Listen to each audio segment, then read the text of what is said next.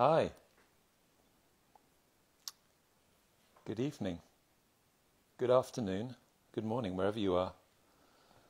We haven't done this for a while, have we? I feel it's been a long time. Don't know quite what to say. And great, seeing all the familiar faces. Hi, Leon. Hi, everybody. Hi, guys. Our virtual family. David, Mr. Broza. Lovely to see you too. Wow. So nice to see all these familiar names. I'm going to pull somebody in in a few minutes, just so we can check in with one another.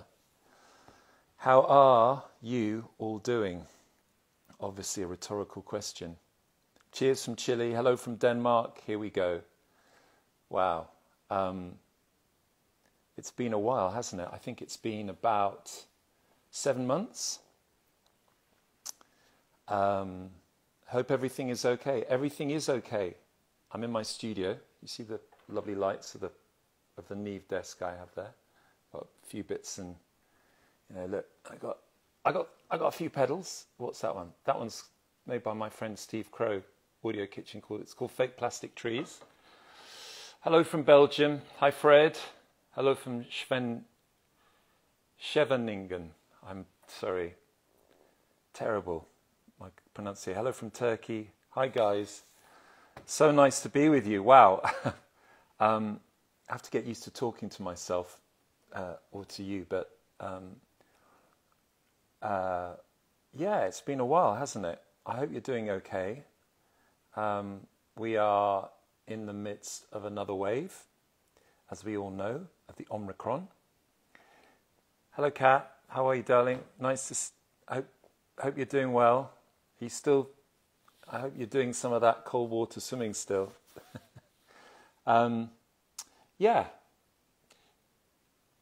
It's midwinter. I'm here in Wales. I'm actually in the process of writing, doing a bit of recording, and today was a good day. It felt like, because I think I've got 12. I've done a lot of stuff over the last year. I've written quite a lot, but none of it really. I didn't really connect with much of it. However, it feels different now, and I've been going over stuff, and sometimes you don't know what you've done. And so there's new stuff coming out, which is good, and I finally feel, after 2 years, it's been 2 years, I finally feel like I'm ready to be creative, which is a relief, to be honest, because, I'm thankful, because there was a lot of time last year when I was not in a good place. Anyway, I don't really want to get into that now. It feels a bit self-indulgent, but I think there are elements to it that are important. Maybe I'll talk about it later, or maybe in the ease of conversation. Hello, Sal. Hope you're doing that. Sal's just joined. How's the revision going for mocks? He's doing mock A-levels. Here we go. Newcastle. This is amazing. So nice to see you. So nice to see you all. I'm going to read you a poem, actually, because it's kind of where I've been, and some of you may get it, some of you may not, but I will talk about it. But it's by this. So it's this beautiful collection of poems. Can you see that? No, probably not. By an American poet called Wendell Berry, called The Peace of Wild Things. And he writes, he's a farmer. He lives in Kentucky with his family and his grandchildren. And I've really connected with his words about living right now on this planet, at times feeling frazzled by everything, and through nature reconnecting and finding peace in it. So I'm going to just read you a poem. I haven't done this before, so here we go. It's called To Know the Dark. Here we go. To go in the dark with a light is to know the light. To know the dark, go dark. Go without sight and find that dark too. And find that the dark too blooms and sings, and it is travelled by dark feet and dark wings. It's brief, but I didn't read it very well, so maybe the effect was lost. I'm going to post up some books and stuff that I've been listening to. I have actually been listening to an audiobook, a couple of books, but I think rather than me waffle on and feel myself getting more and more nonsensical, I'm going to pull... Come on, let's see who's there. Let's see if there are any familiar faces that we can.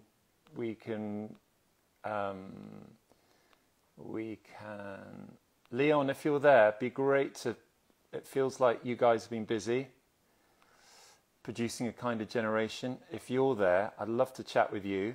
No favourites, obviously, but I feel like you guys have been busy. Maybe request to join.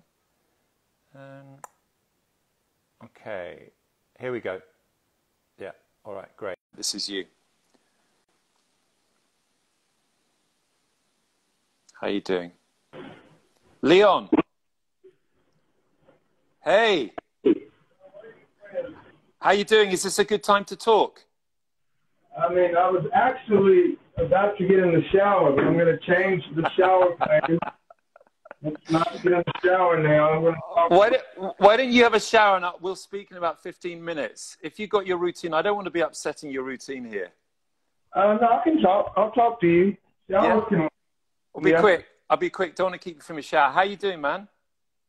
I'm doing well. Good. I'm kind of in the best space internally I've ever been in, but I don't, like you said, I don't want to be self-indulgent, but I feel really good. Despite the strange times, I feel really well. Is this that's so good to hear. Is this do you feel like you've turned a corner, or is this a gradual thing, or have you had something, or is it just a feeling? It's a gradual thing. I had these last 2 years I feel like have been really interesting for everyone. Strange times, and I've just been through a lot of experiences, in the material world with, losing finances and losing loved ones and losing relationships, and just taking the time to articulate those experiences and figuring out what all that stuff means to me in the grand scheme of things. And I've just become more patient, and I'm just more grateful. So I like to say that I've endured some hardships, and I came out on top spiritually, and that just has me in a really, really good place. As far as the material world, I'm just doing the same. Yeah. I have a lot, but I feel plentiful on the inside, That, and I've never before. That is so good to hear. And you know what? I'm gonna echo and mirror exactly what you said. In the last 3 weeks, something has happened. And I feel really, in spite of, I can tell you I don't know if you know, but the last year and a half for me, I went to a dark place. I fell back into this depression, which, I found it really hard. And listen, also, I'm also kind of reluctant to say this because, I know my circumstances are incredible and I've been dealt this incredible hand. So I don't really talk about it, but it's been interesting for me. I feel like I've come to this new place, and it's a place of calmness and serenity and acceptance.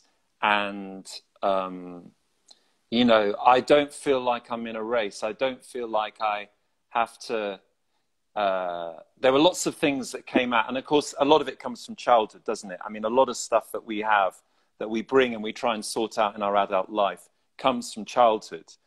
And so I did a lot of processing. I think the thing about the pandemic, what it did for me was it forced me to stop for the first time. And I realized that for years and years, ever since as a teenager and the start of the band and stuff, I hadn't stopped. And part of that was, this kind of work ethic, but really that work ethic was also partly running away from ghosts and demons, and once you stop, suddenly those ghosts are like, right, we're back. You can't run away from us.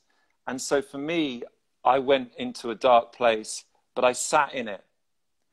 And I really, I'd always, I don't know, for the first time in my life, I didn't have anywhere to run to. I had to, and Susan, my wife, was amazing. She said, you can't stop running. You've got to sit with this. You've got to sit in it, and it was pretty hard, like those things are, but you come out the other side and you trust in the way, and it seems you might be in this hole forever.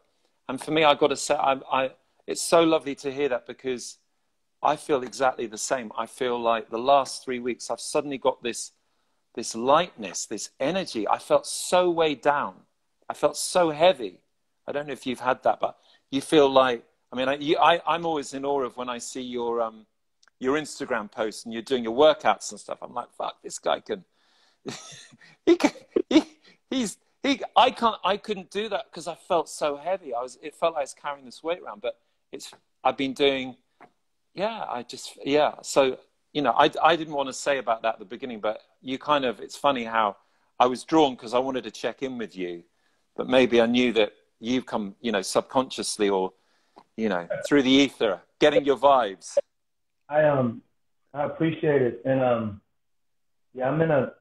I'm on the same page. It's just, you go through so much. And I feel like, I think what it was, I'm learning to separate my soul, like the spirit that inhabits this vessel. I'm learning to separate that and its infinite nature. Like, this soul is forever. Yeah. To separate that from my physical vessel, like the ego. Your ego. This is exactly, listen, have you read A New Earth by Eckhart Tolle? I haven't. Oh my God. Listen, I'd like to send this to you, but if you do a thing, and I'll send it to you. This book, and I was going to mention it, I'm going to post about it. This book is amazing, everybody.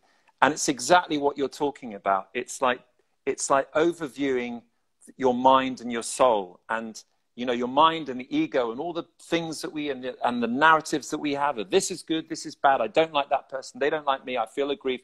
This is all the mind and the ego. And that book I read it 20 years ago when it came out.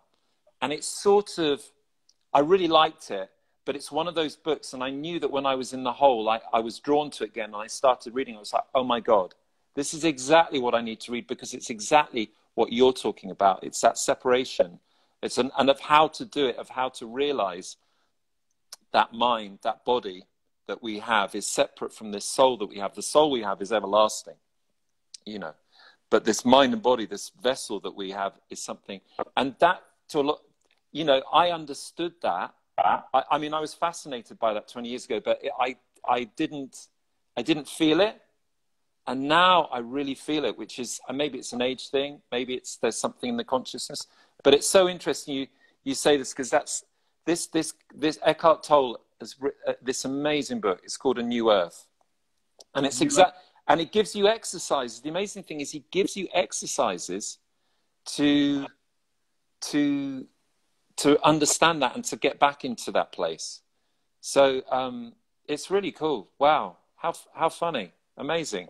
And I feel like what we just said, and putting it in layman's terms, would be when you just said a few moments ago that I'm not in a race.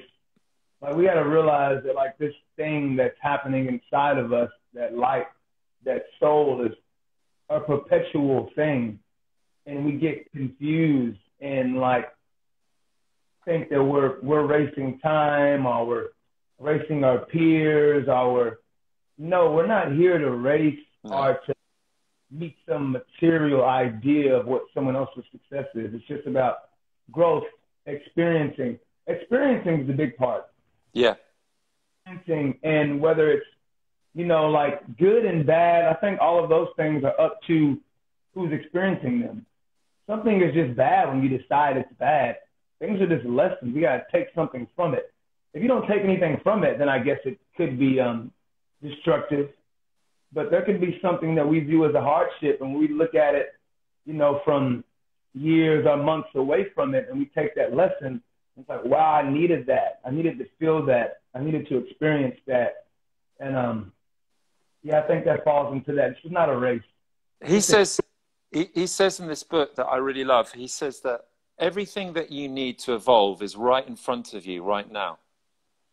And that is a really hard, I think that's a hard thing, you know, for people. And, you know, again, that's really easy for me to say because here I am and being part of this successful band, and all of that, and having, you know, like Charlie and the Chocolate Factory, you know, got the golden ticket.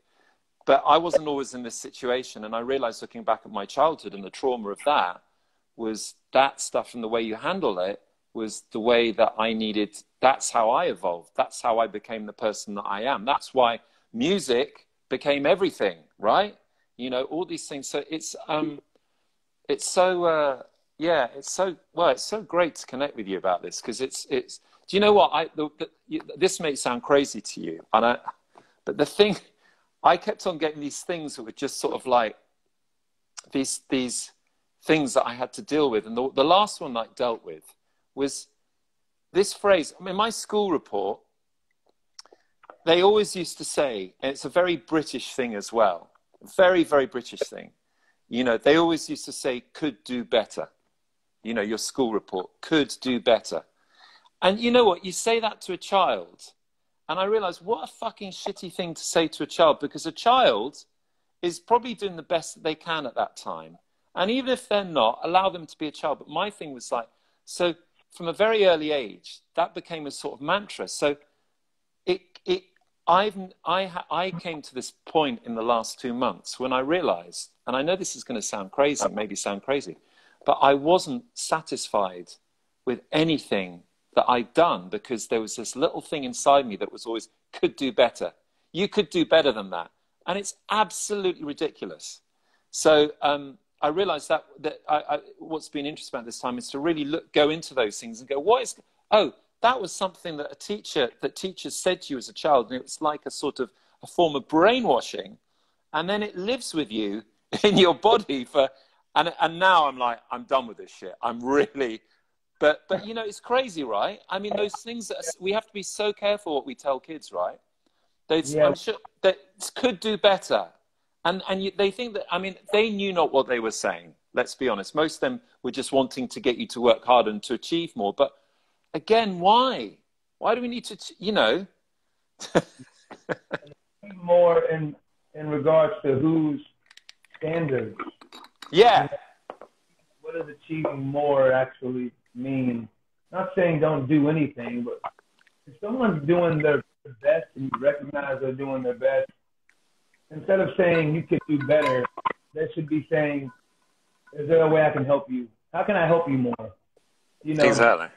You know, I think that's how, I mean, I'm a dad, of course. I try to approach, you know, my son that way. And just always tell him, like, yo, do the best you can. If I think that he can do better, I'm going to tell him he did a great job. Yeah. He did a great job, man. Because that way you encourage him to at least keep going. They're having fun. They're happy about what they're doing. Yeah. And they're so enjoying what they're doing and they're building a relationship with it, then overall they're going to get better eventually anyway. But if we pressure someone and say they have to do better, then sometimes they just quit doing it altogether. Yeah, and you think about, I mean, I don't know about your childhood, but do you think about, like, I mean, you know, I think about the childhood I saw that with teachers and parents, the amount of pressure that they put on the kids. It's like, I mean, these are little young souls. They really are there to experience and to fully, you know, having all these new experiences and emotions, and then, you know, dump all this weight of expectation on them. It's crazy, absolutely crazy. You know, what's crazy on like the opposite end of that spectrum. So, growing up, my dad was he was in prison like my entire childhood, and my mom had me young.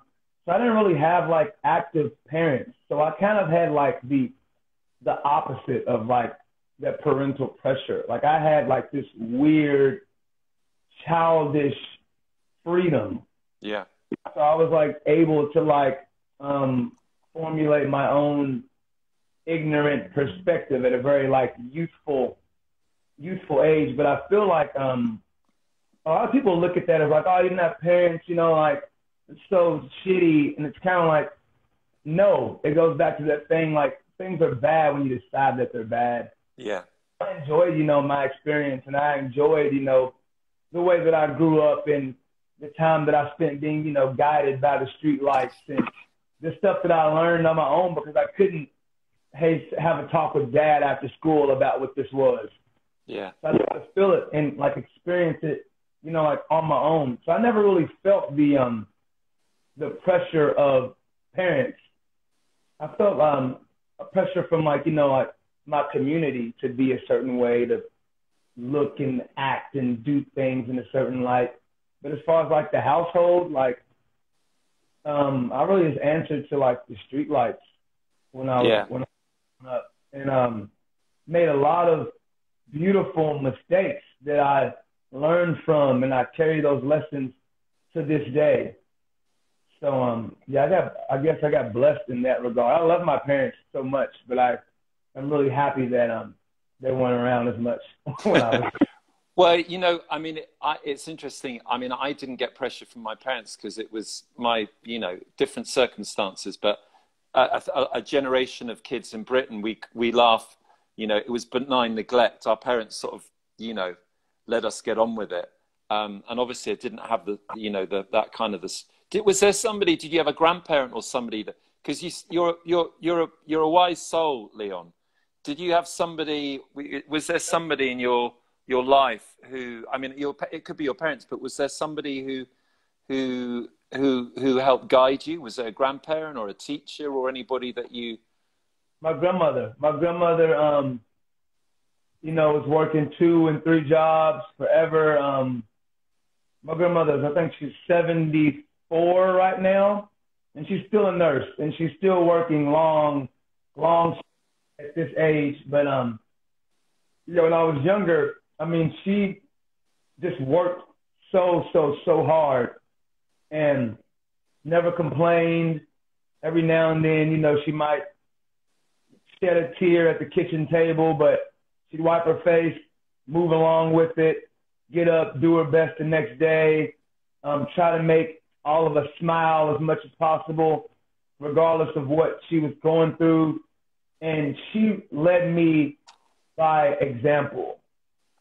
You know, I just remember being young and I'm still young now, but just thinking like, well, if my grandma's working 3 jobs and working 16 hours a day at this age, and she's doing this much, what am I actually capable of? What is this vessel that I'm in actually capable of? What can I do? I have to at least match my grandmother's intensity. Yeah. I can't match my grandmother's intensity, then I can't really make anything happen. So her temperament and just her spirit and her actions have always, like, you know, been a light of mine. I've always admired her and looked up to her. So yeah, definitely. What's her name? Teresa. Teresa. Teresa. So Teresa. Reth. Yeah. Yeah. Wow. It's funny. It's often they often say, well, I had a grandfather who I love deeply, and it's often a grandparent, isn't it? If your parents aren't there for you emotionally, it's often a grandparent. And actually, traditionally in communities, when we all lived in, you know, when we were more tribal and stuff like that, the parents, the children were often brought up by the grandparents, weren't they? You know, because the mothers would be cooking with all the women of the village, and then the fathers would be off hunting. But, you know, we were often brought up, and, you know, that also that thing when you're a grandparent, you've been through it. You sort of have an overview of children and having been through it yourself. And yeah, she sounds amazing, Leon. Oh yeah, she's incredible. Wow. I'm really happy to have been a part of her life and to have her in my life. Yeah, what I've learned from her is immeasurable. Hey, can I ask, can I just ask you one thing, just on a complete tangent? Did you go skydiving? I did. Holy. How was that? So, you know, I've never ridden a roller coaster. So I've spent most of my life afraid of heights. So, I had two fears, right? Well, I had three. It was heights, and there was my girlfriend that I was with. I was afraid of losing her. Then I was afraid of losing a child. Those are my three biggest fears: losing my love, losing my child, and heights. A couple of years ago, I went through a court situation fighting for custody of my son, and I lost my son for almost a year. And ended up eventually winning that court situation, and I survived that. You know, there were nights where I couldn't hear his voice. I was afraid of, I'm thinking that I didn't love him and that I didn't care about him, because he doesn't know. He was 5 at the time, But I weathered that storm. So I scratched that off of my fear list. I'm no longer afraid to do that because it's happened before. I didn't die. I had to accept things that I could not control. And then the woman that I loved eventually left me. And then that wasn't so bad. Like, I'm doing fabulous. I'm doing okay. So I'm like, well, what's left on my fear list? I gotta make sure that I'm not afraid of heights anymore. And my whole theory is just, I say that I'm faithful. I say that I have faith, but I really feel like where there is fear, faith can exist in the same space. So until I was certain that I wasn't afraid of anything, even if it's something as minimal as heights, I had to make sure that, I had to make sure that I was as faithful as my soul felt. And so jumping out of the plane for me was kind of like a baptism. Like, I'm not like a thrill-seeking person, that was just my version of letting the universe know that I trust it. I'm not afraid of anything because I believe in you and your ability, and I believe that you rest inside of me. If I hit the ground and blow up into a million pieces, that's okay. That's fine. I trust whatever is next. And I went up there and it was fun. I had a great time. I jumped. It was sunset. Wow. It was sunset. The sky had like purples and blues, and the sun was this beaming, beautiful orange ball. And of course I wasn't that high, but in the moment when I looked to my right or my left, it felt like I was eye level with the sun. Wow. Yeah, so it was the most beautiful thing ever. It was incredible. And I'm not afraid of heights anymore. Man, it's so funny. I'm also scared of heights. Yeah. Like when I went to the Grand Canyon, I cannot go near the edge. And like the kids are like, they are hilarious. They used to deliberately sort of run to the edge, and I go, look. Yeah, well, bravo on that. I mean, I totally admire that thing that you're like, okay, I'm gonna do this. I was just like, wow, amazing. I mean, yeah. I might do it if a load of people do. Did you do it with another friend? Did you do it with a friend, or was there someone else you knew doing it? With my friend. Our birthdays are 2 weeks within one another. I wanted to go for my birthday. He wanted to go for his birthday. So we ended up actually going on his birthday. Yeah. And yeah, it was a great time. He went before me, and the minute he jumped out of the plane, I saw his face. And it was like, what am I getting myself into? Just based upon his face, it was the look on his face. It was like, it's over. This is the end. Let it be the end. By yourself, I have to end with you. So, yeah, but he and I both. Amazing. Wouldn't trade it for the world. I got so much out of that, and it was just really good to put that exclamation point on my face. It felt good. It was very freeing. Bravo. Well done.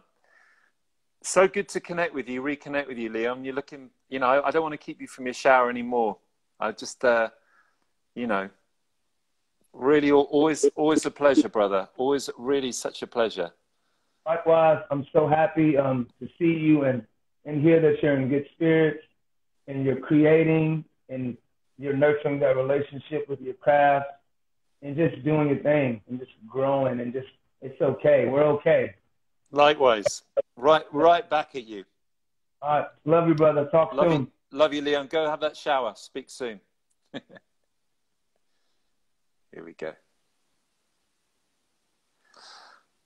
That was great to catch up with Leon. What's the time? Have we got time for another? Check in with someone else? Maybe someone, yeah, quick one. Thank you, Leon. That was great. It's funny not doing these for a while. You sort of get out the swing of it. I feel completely inept. Could do better, really. All right, let's see if anyone else is there. Now, I'm going to be kind of random because there are a lot of you that I know. And okay, let's do someone who I haven't spoken to before. Okay, let's try Jenny. Here we go. Hello, Jenny. I'll check in with other folk next week. Is anything? Hi, Jenny. Hi. Hello. Hi. Hello. Hi. Hello. And who are you? Hi. Hey, I'm Jako. Hello, and I'm Jako. Jenni. Nice to meet you. Nice to meet you. Where are you? Where are you? We're in Finland, actually. Oh, wow. Yeah. Yeah. Last in Finland. Yeah. In Helsinki.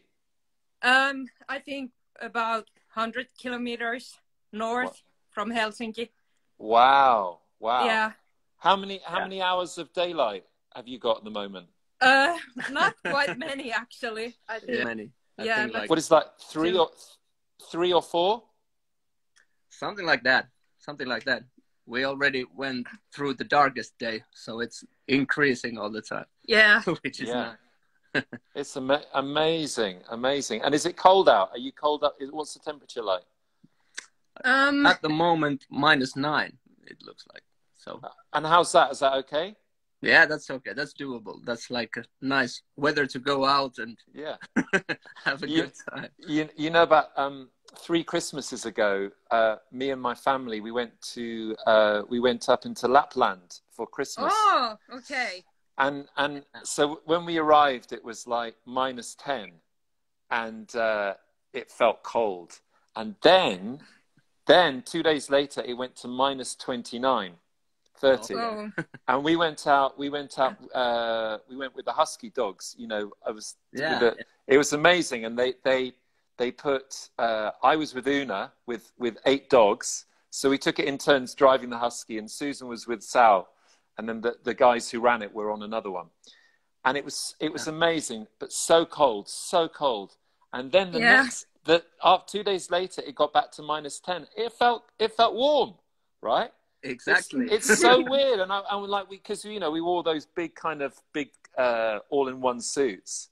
And then, when it was -10, I had it undone to my waist, and it's Yeah. Yeah. So how are you doing? How's it going? How's it going? How's it going? I don't really know. It's been very stressful because of the COVID.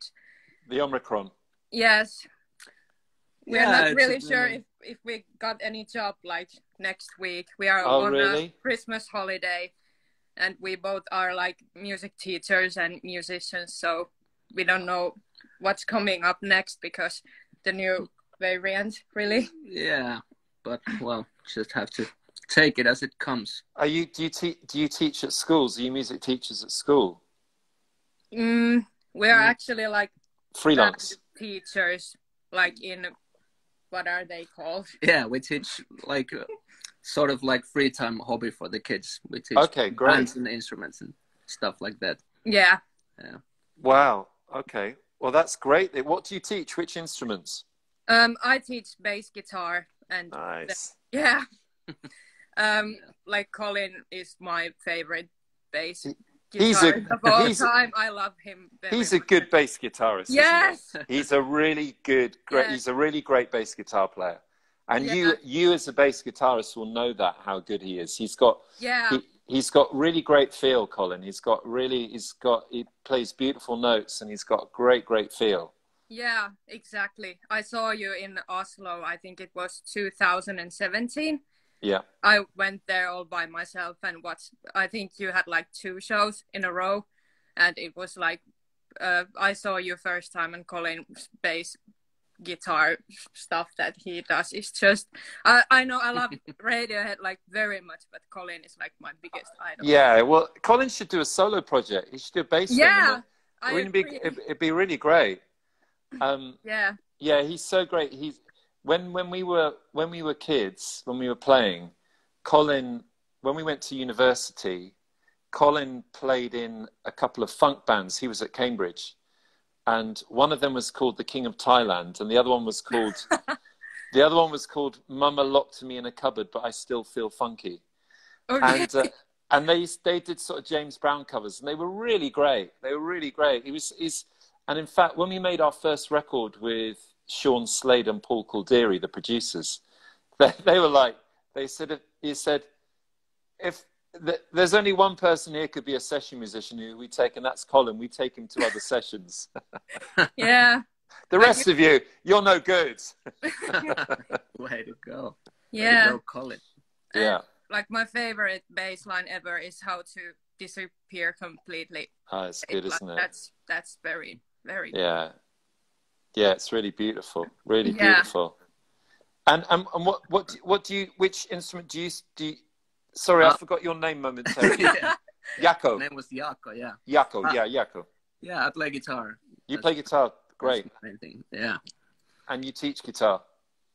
Yeah, at the moment only the bands, actually. Yeah. I teach the bands. But okay, that's cool. Yeah, I play guitar. And you've been in bands yourself? Yeah, basically all my life. I think we formed the first band when I was 6 years old with my friend in kindergarten. But back then I played the conga drums and he played the piano. Wow, beautiful. We had Duo Thunder. That was the name of our band. Dual Thunder? Duo Thunder. Duo Thunder, that's a great name. That's very strong name. Very strong name. You weren't playing like, sort of ballads. It was no. If you're called Duo Thunder, you're rocking it to the hills, aren't you? Yeah, indeed. That was like full blast right on when we were 5 years old. So, are you basically in Finland? Are you going back into? Are you in lockdown or something, or is it what's happening? No, it's not really a lockdown, but the places are closing again, and like strong restrictions in restaurants and stuff like that. Yeah. You know what they're saying here. They're saying, which has been saying for a while, which is the Omicron variant is milder, and we know a lot of people. I know a lot of people who've had it for the second time who are getting it, and they're going, well, I've just got a sore throat. Now, the problem is we have in our country, it's like a lot of people in the hospitals, the NHS, are getting it. So so there's a staff shortage, which is the problem. But in terms of people getting severely ill from it, nobody's getting, well, I mean, there's a tiny fraction. I think there's one person who's died from it, which is obviously horrendous. One person too many, but it's not like the Delta and all of that. I'm not going to get into this now, but I've been a bit frustrated about, I feel like common sense is, a lot of people that I've been talking to about this and friends have been sort of feeling that common sense is being thrown out the window. So we're going to have to learn to live with it. Yeah. That's the truth of it. I mean, and until the whole world has some immunity and the vaccine gets shared out or whatever, it's going to keep, it's going to keep mutating. So, and I'm sorry, anyone who's out there who's got it, I'm really sorry if you've got it. And I hope it's not keeping you down and stuff like that. I hope it's not too severe. Yeah, exactly. Yeah. Yeah, but I think I hope it might even be a good thing now that it's a sort of mild version of the thing, and it's spreading quickly. So maybe it's the key to sort of get out of it. Or I was talking to the postman the other day round, and then everybody here is like, "This is the time to get it," because it's mild, and if we're gonna get better immunity from it. So let's get it. So it's interesting. What's interesting now, I find that the conversations that I'm having, there's a lot more common sense. People have been through 2 years of this, and they go, "Okay, oh, it's mild. All right, then let's get it." Or whatever. So anyway. Yeah. So what time is it in Finland? Is it like 10 o'clock or something? 10 or something? Yeah. It's like 20 to 11 at the moment. Yeah. What do you guys do in the evenings in the winter? Do people stay and do you go out? I mean, what happens? Because we took a nice walk in the cold and dark, and then we went to sauna, which is finished. Oh, sauna! Nice. Yes. Yeah, we just got from sauna. Yeah. Do a lot of people do that? The whole sauna thing. Yeah, we do that like really. twice in a week, I guess. Now we have our own sauna. It's really so good, isn't it? Yeah. It's the best, man. It's the best, and especially now in the winter when it's cold. Yeah. And does it really help you get through winter? Yeah, most definitely. Yeah. Yeah, I would say. And it's the best thing to go out, and it's very cold there, and then you can just warm the sauna, and it's the best. That's what I need. I need a sauna as well.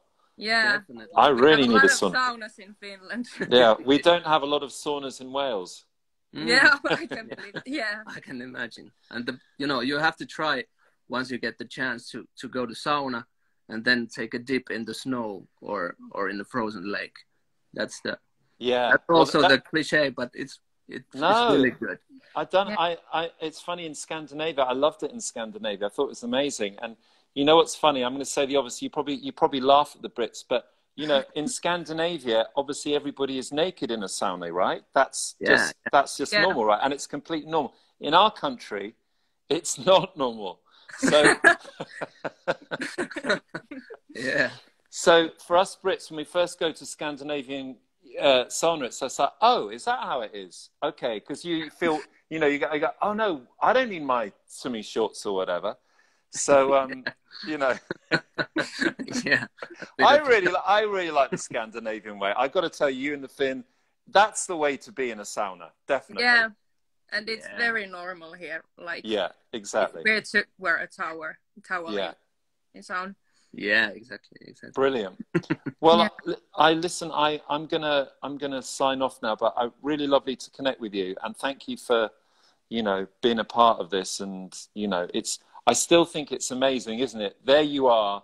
We must be probably 2,000 miles away. Yeah. It's incredible. I mean, we're a bit stunned, I think, at the moment. Yeah, even though you can't see it on our faces because we're Finns and we show no emotions. The Finns are super cool. Yeah. Super cool, super and chill. And we are like watching every Instagram live, and we are so happy that you are doing this because it has been the highlight in this time. Truly, and really nice that you're sharing the thoughts and the journey you're going through. Yeah. Really, thank you. Really it's funny. It's a funny. I like when we started this, because I think it's been about a year and a half ago.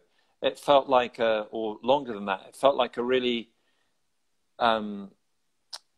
good impulse. It felt like I really wanted to have this thing of, like, I probably said at the beginning that, sometimes people in bands and people who have, a bit of notoriety, they're sort of held up in these things. And I've never been comfortable with that. I kind of, I'm very thankful. I'm hugely thankful.